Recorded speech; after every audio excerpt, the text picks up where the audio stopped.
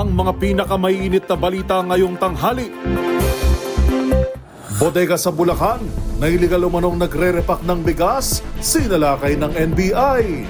Dating PNP General na isa sa mga akusado sa 6.7 bilyong drug haul noong taong 2022, balik Pilipinas, sumuko sa PNP CIDG.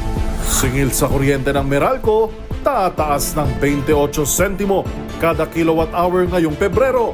Sa MBC TV correspondents, mag-asawang tulak umano ng ilegal na droga, arestado sa Subic, Zambales. Sa MBC TV Sports, PBA, inilabas na ang opisyal na logo para sa ika-50 anibersaryo nito. At sa Showbiz Pattern, Filmar Alipayo, kinumpirmang ayos na sila ni Andy Eigenman.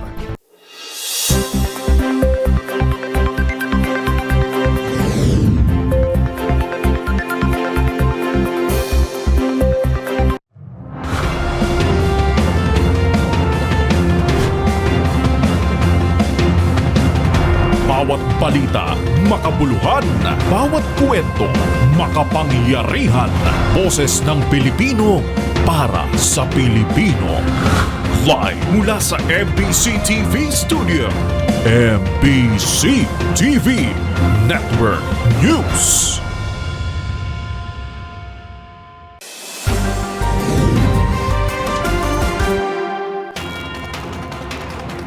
Pilipinas, una sa ating mga balita.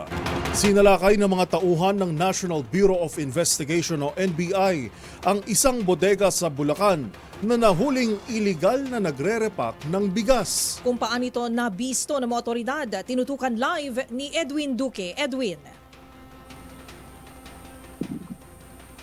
Go ahead, Edwin. Karen, nakilala na yung may-ari ng bodega dito sa Bukawi, Bulacan at kinumpirma mismo ni NBI Director J.B. Santiago. May pangalang base doon sa kanilang registered owner na nakapasking sa loob ng opisina na kanina nila mga pumasok ang NBI, isang Elizabeth Pineda. Ayon sa NBI Director, sasampa ng kasong profiteering, hoarding, truthful labeling dahil na nagpapalit ng pangalan ng sako, economic sabotage. Ito yung under the Republic 7581 at RA 12022. Ito yung tinutukoy dito, itong may-ari ng Mucha Rice Mill Coco Pandan dito sa Golden City Business Park dito sa Bukawi, Bulacan. At dumating na rin ang Department of Agriculture, si DA John Eusebio o Nestor dito sa bodega at kanina hindi na nagpanlak unlock na interview at tinignan na lamang at dito kaya Director Santiago, sila na lang ang bahala kung paano at sa nila gagamitin itong turnover na libo-libong bigas sa DA para sa kakurang disposisyon. Kasalukuyang isinalalim pa rin sa investigasyon ang naturang bodega, magiging isang manager at ilang mga kawani dito nga bodega para malaman kung gaano pa kalawak at saan pa yung kanilang pwesto. Dahil ito nga bodega nga direct ng NBI, dito lamang yung processing kung paano mailipat from doon sa mga lumang sako ng bigas at ililipat ito sa sako ng Coco Pandan. At doon sa pinakita natin kanina, itong liquid, itong chemical liquid na amoy pandan, yun ang ini-spray sa bigas para magmukhang mabango at bago at saka binebenta ng mura mahal. No? Medyo mataas ang presyo sa merkado. So ating update mula pa rito sa Bukawi, Bulacan, Maris 23. Edwin Duque nagulat sa Lisa Rex, oras sa Pilipinas, sa Pilipino. Maraming salamat, RH23, Edwin Duque.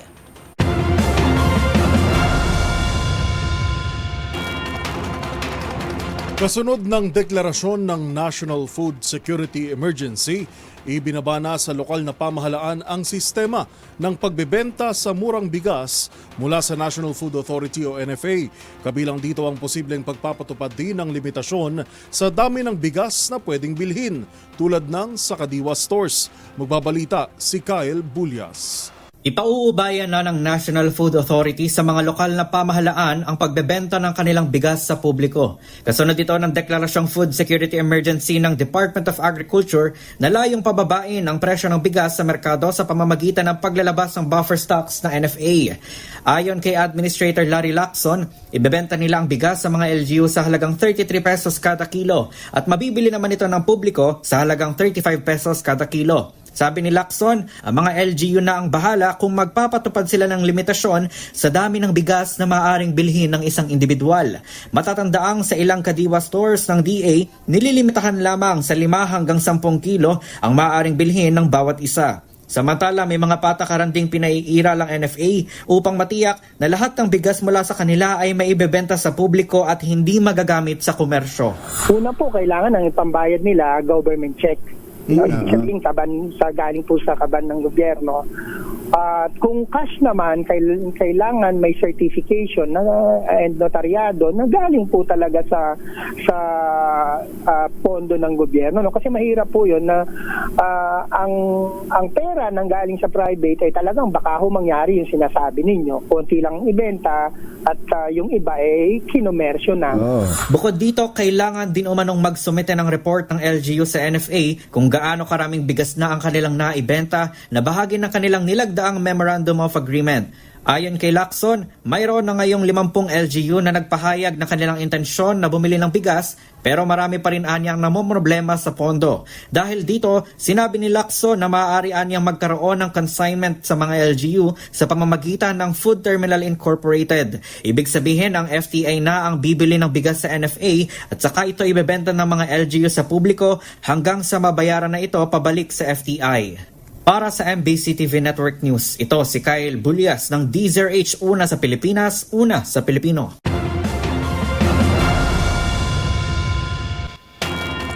Kusang loob na sumuko sa PNP Criminal Investigation and Detection Group si dating Deputy Chief for Operations retired Lieutenant General Benjamin Santos kaninang umaga. Kaugnay ito ng inilabas na arrest warrant ng Korte ng Maynila sa naging kontrobersyal na 6.7 billion pesos na drug buy bust noong 2022. Naritong ulat ni Edniel Parosa. Bumalik na sa bansa ang isa sa mga retiradong Police General na isinasangkot sa 6.7 billion peso drug haul noong 2022. Ayon kay PNP spokesperson, Police Brigadier General Jean Fajardo, dumating sa NAIA Terminal 1 kaninang mag-aalas 5 ng umaga si dating Deputy Chief for Operations, retired Lieutenant General Benjamin Santos. Sumuko umano sa Criminal Investigation and Detection Group si Santos, nakasama sa 29 na ipinaresto ng Korte sa Maynila dahil sa umano'y pag-delay sa kontrobersyal na drug bust. Pero nakapaglagak din ng gandang piyansa si Santos na hindi kasama sa non-bailable case na pagtatanim ng ebidensya. Bukod sa kanya, 7 pang aktibo at dating tauhan ng PNP ang patuloy na hinahanap. Kabilang na si dating Drug Enforcement Group Director, retired General Narciso Domingo. Una nang iginiit ni Domingo sa kanyang Facebook post na hindi siya paaresto sa umano'y nabaliktad na kaso. Pero tiwala si CIDG Chief, Police Brigadier General Dick Torre III na nag-iisip lamang ang mga hinahanting pang pulis, kabilang na si Domingo na hinahanap sa Mindanao. Para sa MBC TV Network News, ito si Edniel Parosa ng DZRH, una sa Pilipinas, una sa Pilipino.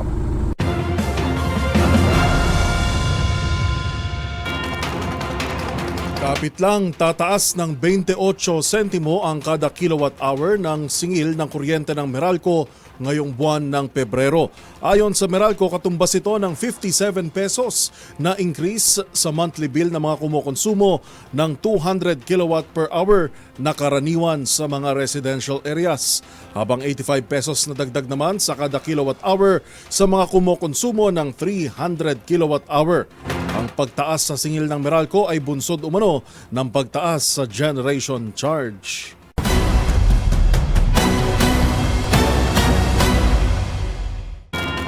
Kasabay ng pagbubukas ng campaign season, umarangkada na rin ang Oplan Baklas ng Commission on Elections laban sa mga nagkalat na illegal election campaign materials. Naritong ulat ni Rovic Manuel. Nagsimula na rin ang Operation Baklas ng Commission on Elections o COMELEC sa mga illegal campaign materials kasabay ng formal na pag-arangkada ng campaign period ngayong araw. Alas 5 pa lang ng umaga ay nagtipo na ang mga tauhan ng poll body sa pangungunan ni COMELEC Chairman George Garcia sa Palacio del Gobernador sa Intramuros, Manila, kasama ang tauhan ng Metropolitan Manila Development Authority o MMDA at ng Department of Public Service sa lungsod ng Maynila. Ito ay para simulan ng baklasin ang mga campaign poster ng mga kandidato na labag sa itinakdang guidelines ng COMELEC. Ang hirap kong tanggalin yung mga campaign materials na nilagay nila sa mga poster. Makakasugat po talaga kasi yung mismo mga kawad o yung mga alambre na nilagay talaga makakasugat at napakahirap tanggalin po. Talagang kakailanganin yung 2 tao para lamang matanggal yung mga nagkinabit nila. Kabilang sa unang pinuntahan ng COMELEC ngayong araw ay ang Tondo, Manila at sa San Juan City, kung saan karamihan sa mga binaklas na posters ay mula sa mga party list na nakakabit sa mga ipinagbabawal na lugar at ang mga oversized o malalaking tarpaulin. Sangkaterbang mga election materials rin ang nabaklas ng COMELEC sa Quezon City sa unang araw ng election campaign. Muli namang nagpaalala si Garcia sa mga kandidato na maging responsable ngayong eleksyon at tumalima sa nararapat na itinakda ng batas.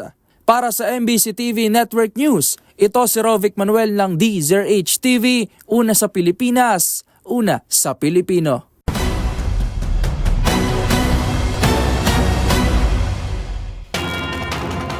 Sa kaugnay na balita, hinikayat naman ng poll body na hinikayat naman ng Pulse Asia na magsumikap lalo ang mga kandidatong nahuhuli sa election survey rankings para sa pag-asang makapasok sa inaasam na tank o Magic 12. Ang balitang yan sa pagtutok ni Rose Babiera. Hindi dapat mawala ng pag-asa bagkus ay dapat magsumikap lalo sa pangangampanya ang mga kandidato na nasa ibaba ng mga survey. Yan ang tugon ng Research Director ng Pulse Asia na si Dr. Ana Tabunda ukol sa umano'y pare-parehong pangalan ng mga kandidato na nangunguna at lumalabas sa mga survey para sa eleksyon 2025. Sa panayam sa 2x2, sinabi ni Dr. Tabunda na hindi final lineup ng mga mananalo ang sinasalamin ng mga resulta ng survey. May pag-asa pa niya ang mga kandidato, lalo na iyong mga nasa 15 hanggang 20 pwesto na maiangat ang pangalan at makapasok sa Magic 12. Ano po ang impact nito? Anong ibig sabihin nito para dun sa mga nasa number 15 to 24? Wala na bang pag-asa? Kailangan nila talagang magsikap. Para na yung mga may pag-asa dyan siguro yung mga 15 to 20. Meron pa rin. So, pero hindi mo dapat mawala ng pag-asa. 15 to 20? Oo. Ayon sa direktora, dapat lang umanong magsikap at mas paigtingin ang pangangampanya upang mas makilala pa ng publiko. Dagdag pa niya, malaki pa rin ang impact ng mga commercial kumpara sa mga campaign sorties at iba pang paraan ng pangangampanya. Dahil malawak aniya ang naaabot nito kaya magagaranti ang epektibo. Nang tanungin naman kung may bandwagon effect ba o kung nakakaapekto ang mga survey kagaya ng inilalabas ng Pulse Asia sa pagdedesisyon ng mga botante, naniniwala ang direktor na hindi bumoboto ang mga Pilipino ng kung sino lang ang kanilang nakikita o pumipili ayon sa pinipili ng marami. Sa mga nagdaang survey ng polling body ayon kay Dr. Tabunda, ang mga dating senador at kongresista pa rin ang patuloy na namamayagpag. Sa pinakahuling tala, nananatili sa unang pwesto si ACT-CIS Representative Erwin Tulfo na sinundan ni Senator Bongo at former Senator Tito Soto. Pasok din ang broadcaster na si Ben Tulfo, Senator Pia Cayetano, dating senador na sina Bong Revilla at Ping Lacson, Senator Bato de la Rosa, TV host and comedian Willie Revillame, Makati City Mayor Abby Binay at re-election ni Senator Manny Pacquiao. Para sa MBC TV Network News, ito si Rose Babiera ng DZRH TV. Una sa Pilipinas, una sa Pilipino.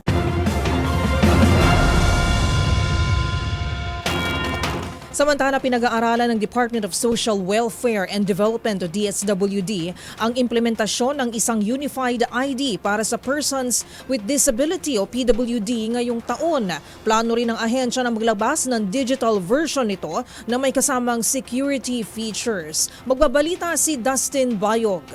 Plano ng simulan ng Department of Social Welfare and Development o DSWD ang pilot implementation ng Unified Persons with Disability Identification o PWID mula sa buwan ng Enero hanggang Hunyo ngayong taon. Sa panayam kay DSWD Assistant Secretary Irene Dumlao sa Magandang Umaga Pilipinas, inaasahan na ngayong 2025 ay magsimula na rin ang nationwide rollout ng Unified PWD ID na inaasahan sa ikalawang semestre ng taon.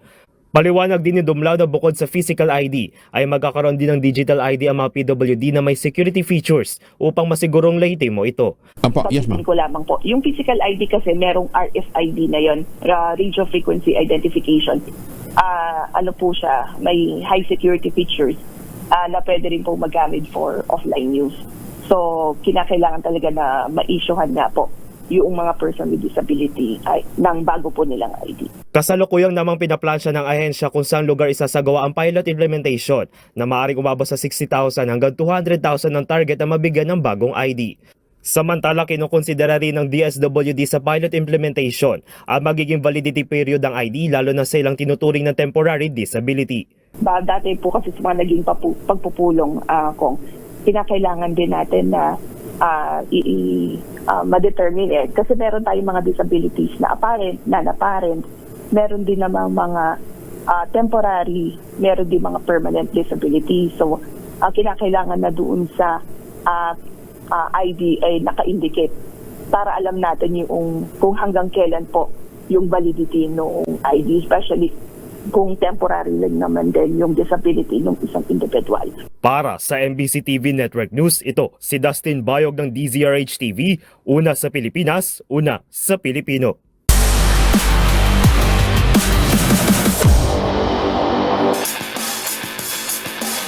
Sa mundo ng basketball, ngayong taong 2025, ang marka ng ika-50 anibersaryo ng kauna-unahang Professional Basketball League sa Asia, ang PBA. At bilang bahagi ng selebrasyon, ipinakita na ng liga sa publiko ang bago nitong logo. Ang mga detalye tutukan sa report ni Matchpoint, Mili Borja. Opisyal nang inilunsad ng Philippine Basketball Association o PBA ang logo para sa ika-50 anibersaryo nito na ipinagdiriwang ngayong taon. Nakasulat sa bagong logo ang PBA 50 na may gintong disenyo na sumasalamin sa mahaba at makasaysayang paglalakbay ng kauna-unahang Professional Basketball League sa Asia mula nang itatag ito noong 1975. Sa isang press conference kahapon, sinabi ni PBA Commissioner Willie Marshall na magsisimula ang serye ng mga selebrasyon sa semifinals ng Season 49 Commissioner's Cup sa February 26. Ito po ay magsisimula na sa semifinals. Mapapansin po nyo yung mga players natin, ipapatch muna namin. Patches, players, referees, tayo. Maliban dito, nakatakdang magkaroon ng espesyal na pagdiriwang sa April 9, ang mismong araw ng pagkakatatag ng liga. Hiwalay pa ito sa opisyal na pagbubukas ng Season 50 na gaganapin sa October 5 sa Smart Araneta Coliseum. Magsisilbi itong homecoming para sa mga dating manlalaro, opisyal, executives at iba pang personalidad na naging bahagi ng PBA sa loob ng 5 dekada. Sa araw din na iyon, ilulunsad ng liga ang bagong championship trophy. Para sa MBC TV Network News, ito si Mili Borja ng DZRH TV, una sa Pilipinas, una sa Pilipino.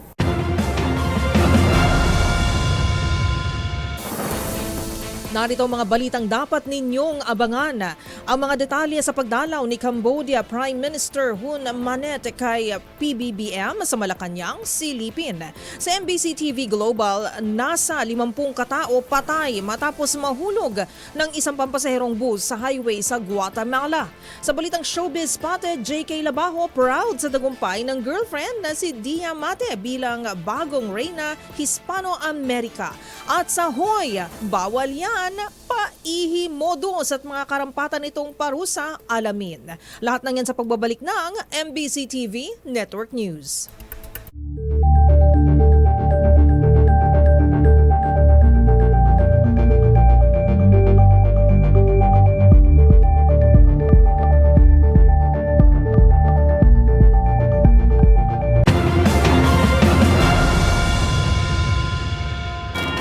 Sa Sa patuloy ng ating balitaan, nagbukas ang pinto ng Malacanang para sa pagbisita ni Cambodian Prime Minister Hun Manet kay Pangulong Bongbong Marcos ngayong araw. Ang mga pinakahuling detalye sa kanilang pagkikita ihahatid live ni Let Narciso. Miss Let.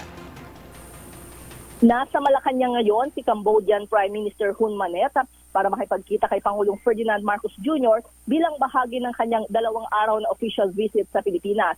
Alas 11 kanina nang dumating ang leader ng Cambodia sa palasyo kasama ang kanyang First Lady Chan Mo-nin. Tinanggap sila ng Pangulo at ni First Lady Liza Araneta Marcos.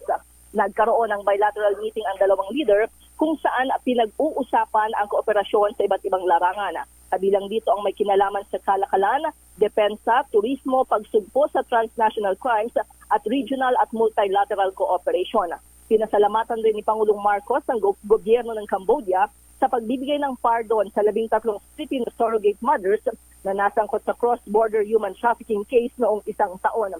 Anumang sandali ay haharap sa media sina Pangulong Marcos at Hun Manet para sa kanilang joint press statement kung saan ipipresenta rin ang nalagdaang mga kasunduan sa pagitan ng Pilipinas at Cambodia.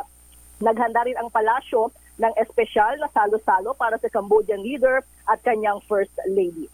Para sa MBC TV Network News, ito si Let Narciso. Una sa Pilipinas, una sa Pilipino. Maraming salamat, Miss Let Narciso.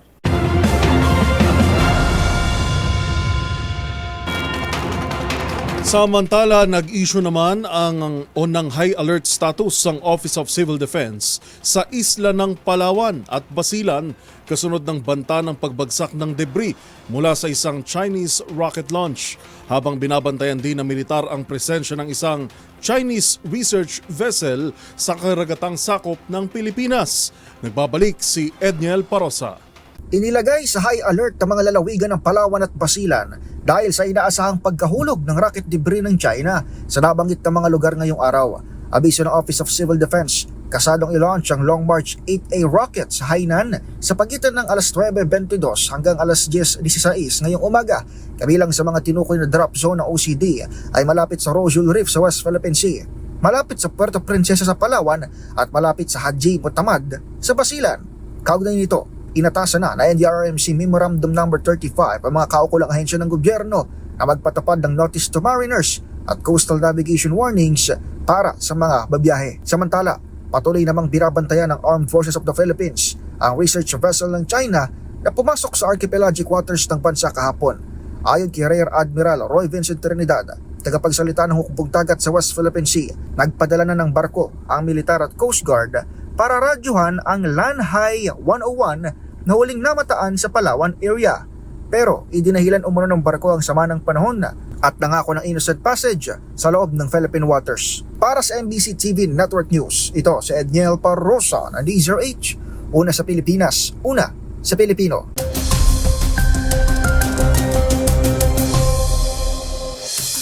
Sa ating ulat panahon ngayong araw ng Martes, umiiral pa rin ang 3 weather systems na nagpapaulan sa malaking bahagi ng ating kapuluan. Iba yung pag-iingat pa rin sa mga kababayan natin sa Southern Luzon at malaking bahagi ng Visayas dahil sa heavy rainfall advisory na inilabas ng PAGASA, epekto ng shear line. Ngayong araw asahan ng katamtaman hanggang sa malakas na buhos ng ulan sa Aurora, Quezon, malaking bahagi ng Mimaropa, lalo na sa Bicol Region. Mataas pa rin ang banta ng pagbaha at pagguho ng lupa lalo na sa Palawan. Sa Luzon, may dala namang light to moderate rains ang amihan, partikular sa Cagayan Valley, Cordillera, ilang bahagi ng Central Luzon, Calabarzon, gayon din sa Metro Manila. Habang easterlies naman ang magdadala ng maaliwalas na panahon sa malaking bahagi ng Mindanao, maliban na lang sa mga panakanakang pag-ulan sa Caraga at Davao. Samantala, wala pa ring binabantayan ng PAGASA na anumang sama ng panahon sa loob at labas ng Philippine Area of Responsibility.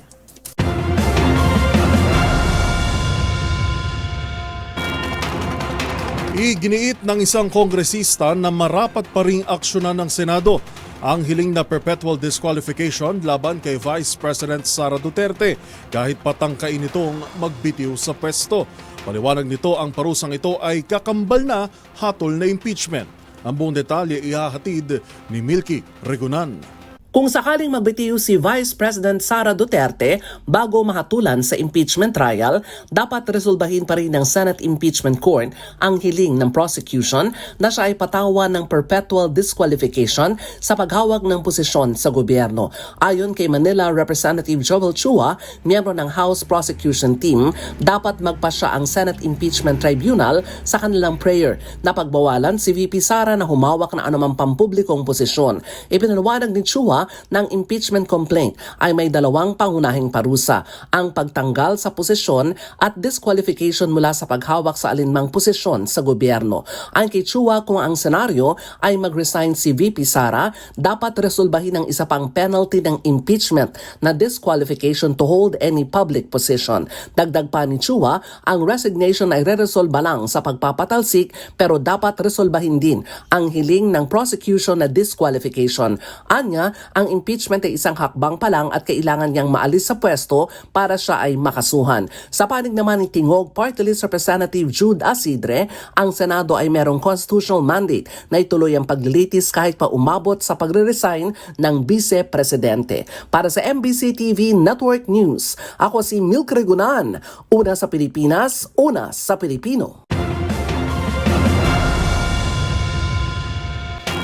Pabor naman si Senate President Francis Cheese Escudero sa pag-upo ng Commission on Elections o COMELEC insiders bilang panibagong commissioners ng ahensya.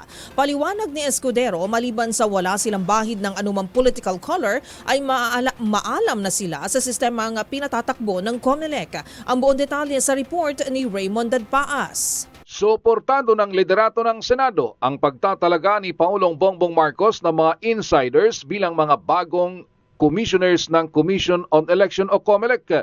Ito ay matapos italaga sina Attorney Maria Norina Tangaro Kasingal at Noli Raffol Pipo bilang bagong commissioners kapalit na nagretirong sina Commissioners Socorro Inting at Marlon Casquejo. Si Tangaro Kasingal ay mula sa COMELEC Law Department habang si Pipo ay Provincial Election Officer ng lalawigan ng Ilocos Norte. Ayon kay Senate President Francis Cheese Escudero, siya ang unang nagmungkahi na dapat ay mag-appoint ng mga COMELEC insiders ang Pangulo dahil walang kinabibilangan ng mga itong partido politikal na masasabing maka-administrasyon o maka-oposisyon. Sabi ni Escudero, maliban sa pagiging impartial ng mga opisyal ng COMELEC ay hindi na sila kailangan turuan pa, lalo na at magsisimula ng campaign period sa araw na ito. Dapat kumuha ng tigaloob dahil dati ng impartial, dati ng patas, dati ng parehas at alam niya na ang trabaho ang kailangan niyang gawin at hindi na kailangan turuan pa. Lalong-lalo na nasa kalagitnaan na tayo ng eleksyon. Magsisimula na unang araw ng kampanya. Sabi ni Escudero, makaupo na bilang mga commissioners sina Tangaro, Kasingal at Pipo dahil ad interim ang kanilang appointment habang nakabakasyon ng Kongreso. Ngunit pagbalik ng sesyon ng Kongreso ay kailangan nilang maisalang sa confirmation hearing ng Commission on Appointment o CA. Dito na kailangan nilang ma-confirm ng CA dahil kung hindi ay kailangan nilang ma-reappoint. Sina Commissioners Tangaro, Kasingal at Pipo ay maninilbihan hanggang taong 2032. Para sa MBC TV Network News, ito si Raymond Dadpaas, una sa Pilipinas, una sa Pilipino. Isang pampasaherong bus sa Guatemala, Central America ang nahulog at nalubog sa tubig dahilan para matrap at walang makaligtas sa nasa 50 sakay nitong pasahero. Yan at iba pang mga napapanahong balita mula sa iba't ibang panig ng mundo sa Global Headlines Report ni James Galange.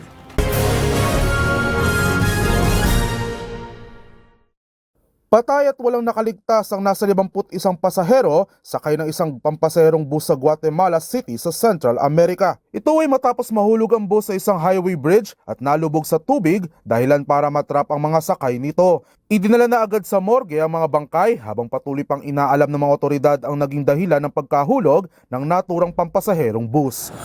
Samantala, inanunsyo naman ng militanteng grupo na Hamas na ititigil na nito ang pagpapalaya sa mga Israeli hostage sa kabila ng umano'y mga paglabag ng Israel sa kanilang ceasefire agreement. Yan ay mula sa mga naging pag-atake ng puwersa ng Israel habang nagpapatuloy ang naturang ceasefire. Dahil dito, pinangangambahan naman ang muling pagsiklab ng giyera sa pagitan ng Israel at Hamas. Kasalukuyang namang umabot na sa 16 ang napalaya ng Hamas mula sa 33 hostage kasama ng 5 Thai nationals, habang daang-daang Palestinians naman ang pinalaya ng Israel. Sa iba pang balita, niyanig naman ng malakas na 5.3 magnitude earthquake ang isla ng Santorini sa Greece. Ito na ang pinakamalakas na lindol na naitala sa lugar, kasunod ng 3 sunod-sunod na magnitude 4 earthquake nitong linggo. Ayon sa mga otoridad, wala namang napaulat na nasawi o nasugatan mula sa mga nangyaring paglindol, habang aabot naman sa 11,000 residente ang inilikas mula pa noong Enero. Ayon naman sa tala ng University of Athens Seismological Laboratory, umabot na rin sa higit 12,000 lindol ang naitala sa isla mula sa pagpasok ng 2025. At yan naman nakalap nating balita mula sa iba't ibang panig ng mundo. Para sa MBC TV Network News, ito si James Galangin ng DZRH TV, una sa Pilipinas, una sa Pilipino.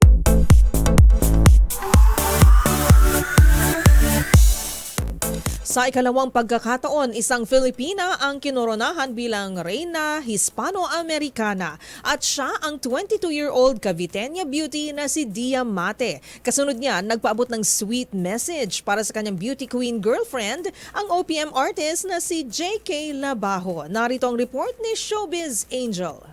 Proud boyfriend ng singer na si JK Labajo sa nakamit na tagumpay ni Dia Mate bilang bagong Reyna Hispano-Americana. Reyna Hispano-Americana 2025, Dia Mate Miss Pilipinas. Sa isang Instagram post, nagpaabot ng pagbati ang eri hitmaker sa kanyang queen. Saksiyan niya si JK sa lahat ng pagpupursige at sakripisyo nito. #ThisSerdo ni Dia ang lahat ng mga gandang bagay dahil hindi ito basta-basta sumusuko. Hanga rin ito kung paano nirepresenta ng 22-year-old beauty queen girlfriend ng Pilipinas sa international stage, gayon din sa inspirasyong hatid nito sa younger generation at pagiging boses sa lahat ng mga advokasiyang isinisulong nito. Sabay sabing, "This is just the beginning." Ito ang ikalawang pagkakataong nasungkit ng pambato ng Pilipinas ang corona bilang Reyna Hispano-Americana. Taong 2017 ang una itong mapanalunan ni Winwin Marquez. Samantala, naiuwi rin ng Caviteña Beauty sa ginanap na kompetisyon sa Bolivia ang titulong Best in National Costume. Bukod sa pagiging beauty queen, si Dia Mate ay isa ring mga awit.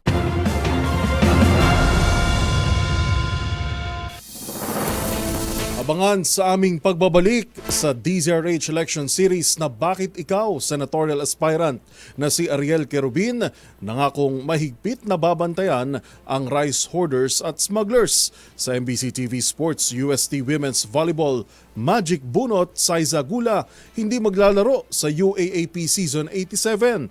At sa Showbiz Spotted, matapos ang kontrobersyal na 224 tattoo, Filmar Alipayo, kinumpirmang okay na raw sila ng partner na si Andy Eigenman.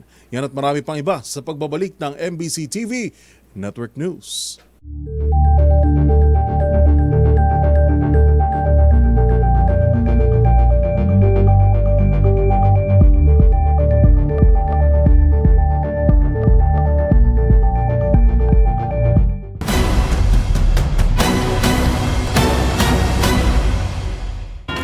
Kung mabibigyan ng pwesto sa Senado, nangako si Senatorial Aspirant Ariel Querubin na tutugisin nito ang mga pasimuno ng hoarding at smuggling sa bansa.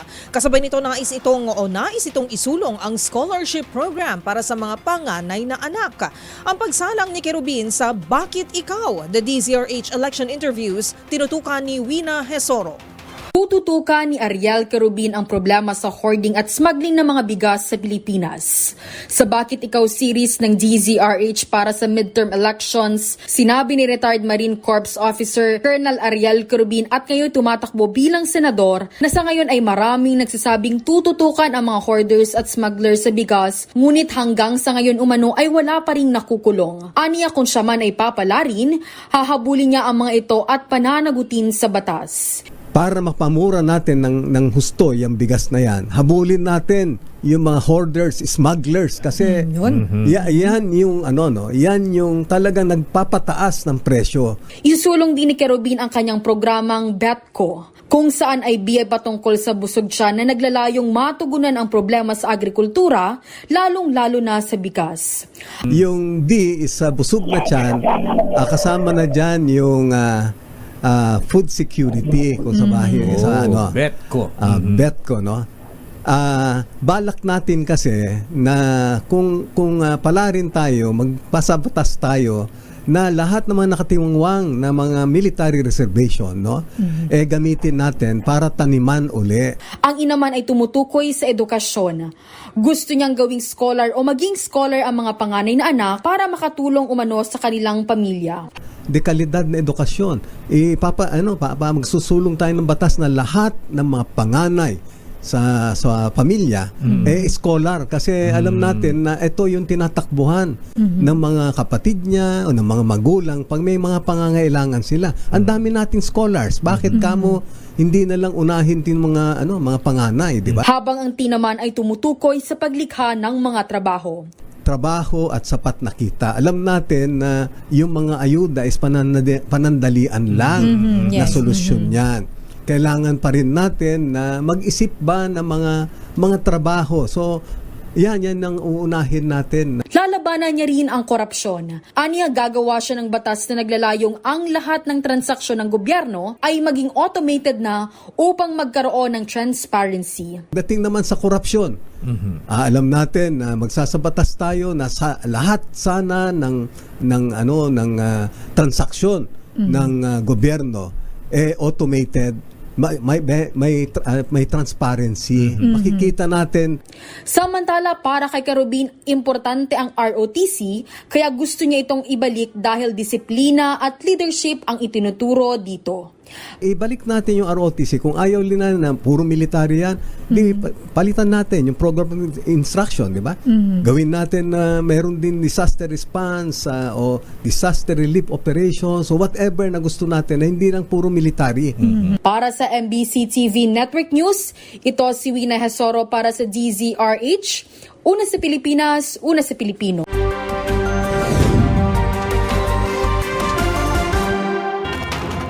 Samantala, tingbog naman ang mag-asawang hinihinalang tulak ng ilegal na droga sa Subic, Zambales.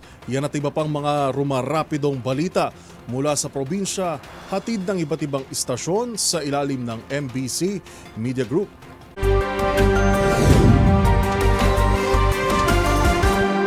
Arestado ang isang mag-asawang tulak umano ng droga at nagpapatakbo ng isang drug den kasama ang dalawang individual sa isang bypass operation sa Barangay Kalapakuan, Subic, Zambales. Kinilala ng PDEA Zambales Provincial Office ang mga naarestong suspect bilang sina alias Loy, 36 anyos at alias May, 24 anyos.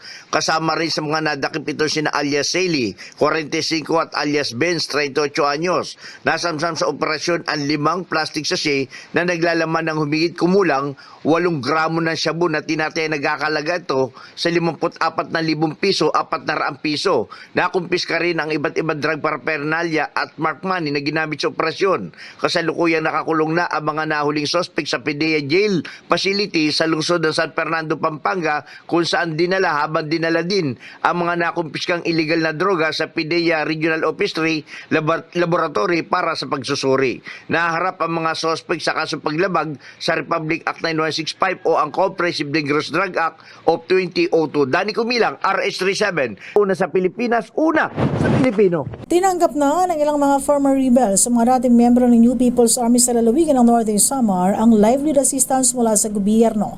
Ang nasabing mga FR ay sumailalim sa ebalwasyon bago ang kanilang pagtanggap na nasabing tulong. Nagbigay kahapon ng security ang 2nd Northern Samar Provincial Mobile First Company na pinangunahan ni Police Lieutenant Colonel Ibrin Aluan Jr. ang First Commander sa ginanap na aktibidad kahapon. Ang nasabing livelihood assistance sa ilalim ng Local Social Integration Program o tinatawag na LSIP na natanggap ng mga farmer rebels ay halagang 40,000 pesos ang bawat isa sa kanila. Dumalo kahapon sa Attorney Clarence Trato ang Vice Governor sa lalawigan ng Northern Samar. Ang distribution ng nasabing ayuda o tulong sa ilalim ng Local Social Integration Program para sa mga farmer rebels ay layunin ang sustainable support para sa pagbabago ng kanilang mga buhay. Ilan pa sa mga FR ang naghihintay ng tulong mula sa gobyerno kung saan ongoing pa ang proseso ng kanilang mga dokumento o requirements para sa pagtanggap ng nasabing tulong. Mula sa MBC Network News, RH34 Jane Galit Bantayan, una sa Pilipinas, una sa Pilipino.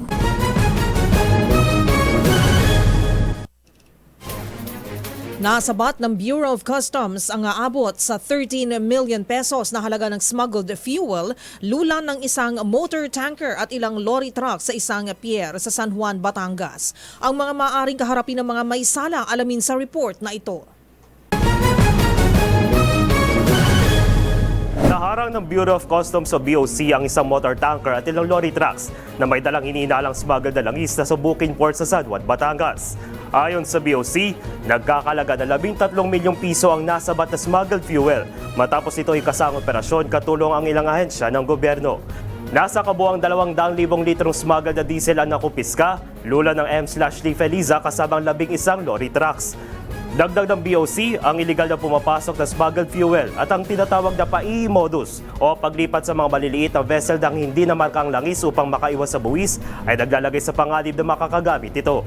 Ang mga may-ari naman, kapitan ng barko, mga crew, kabilang nasa truck ay walang may presenta na legal na dokumento at kayong naharap sa kasong violation ng Section 117 at ang 1113 ng Republic Act No. 10863 o ang Customs Modernization Tariff Act.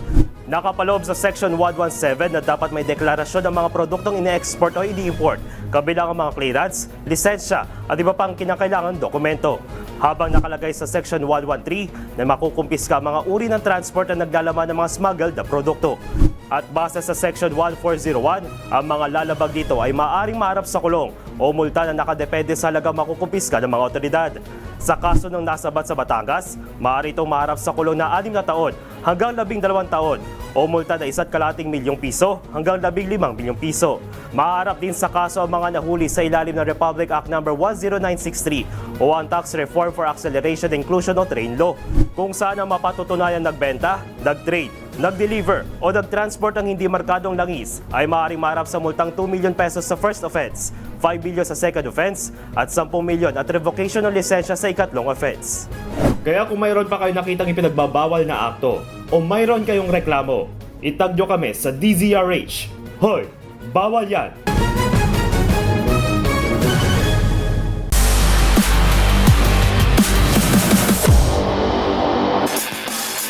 Sa mundo ng volleyball, out muna para sa paparating na UAAP Season 87 Women's Volleyball ang hitter ng University of Santo Tomas na si Saiza Gula. Nagtamo kasi ang atleta ng back injury na ininda pa nito noong Disyembre ng nakaraang taon. Ang mga detalye sa report ni Matchpoint Mili Borja.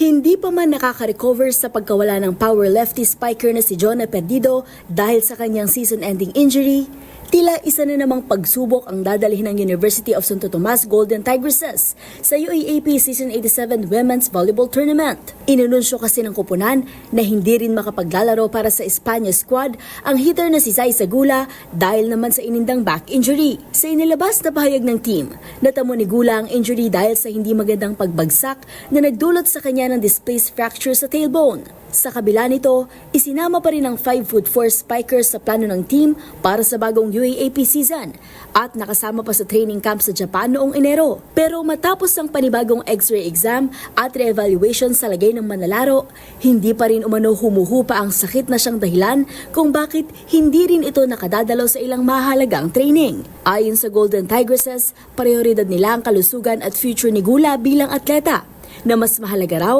kaysa sa title bid ng UST sa UAAP. Sa ngayon, pangungunahan ni na last year's Rookie of the Year Angge Poyos at veteran libero Det Pepito ang UST para sa kanilang redemption bid sa Season 87. At yun ang mga latest updates sa mundo ng sports. Para sa MBC TV Network News, ito si Mili Borja ng DZRH TV, Una sa Pilipinas, una sa Pilipino.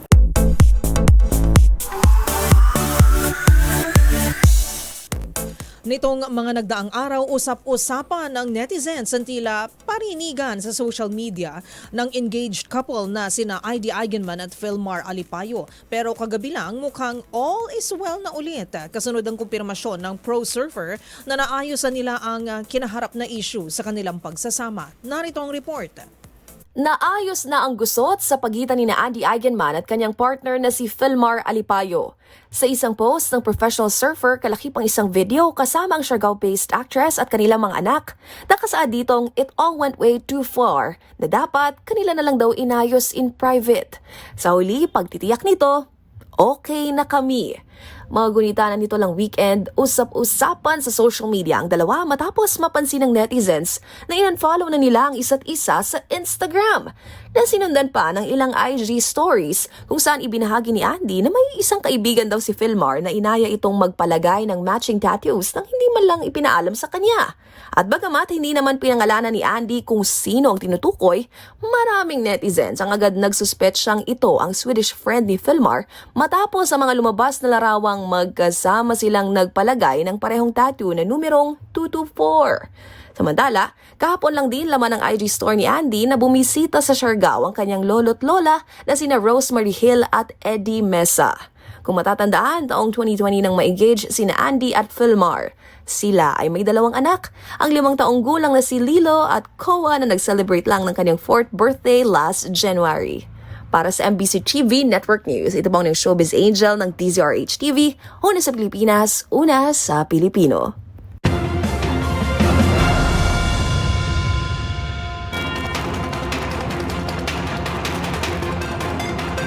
At yan na po mga balitang nakalap namin ngayong araw ng Martes. Ito po si Yuel Reyes. At ako naman po si Karen Oyong. Magkita-kita tayong muli bukas, araw po ng Miyerkules para sa mga balitang makabuluhan, mga kwentong makapangyarihan. Hatid pa rin ang boses ng Pilipino para sa Pilipino. Ito ang MBC TV Network News. Una sa Pilipinas, una sa Pilipino.